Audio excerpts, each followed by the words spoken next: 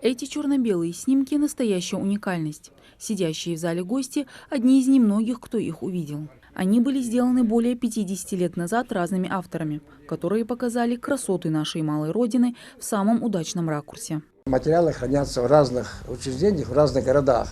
Видеопрезентация материалов башенной культуры региона посвящена столетию ингушской государственности. Эти фотографии нашел Берснако Газиков в Федеральном архиве Москвы. Более 500 снимков ингушских башен, которые поражают простотой своей формы, монументальностью и строгим изяществом. У нас много проектов, еще у нас ожидают какие-то открытия.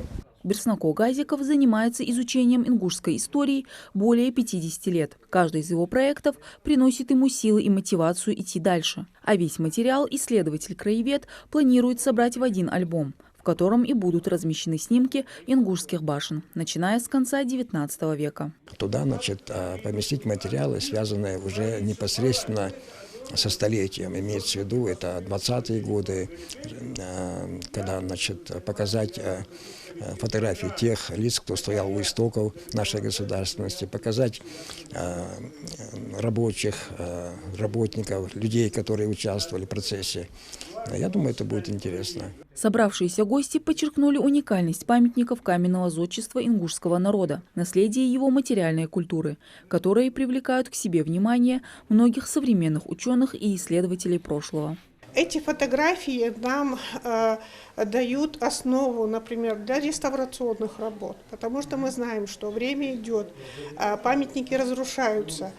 И только на фотографиях они остаются в том первозданном виде, в котором их запечатлели в 30-х годах, в 40-х. В частности, вот это фотографии, сделанные экспедицией в 1971 году.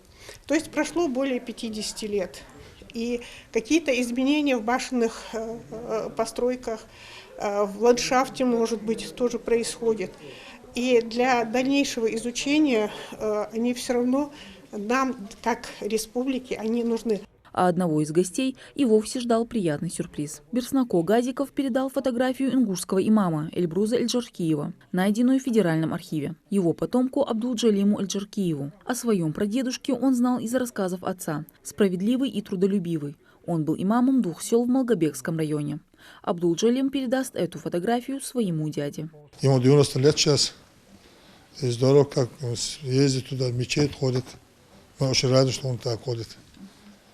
И всегда доволен бывает он. Вот ему покажу эту фотографию, что он рад будет свою дедушку увидеть. Каждый ингуш знает, где его родовые башни. Даже если они разрушены, это достояние, и мы обязаны об этом знать и помнить. Мадина Цора, Сулейман Костоев, Новости 24.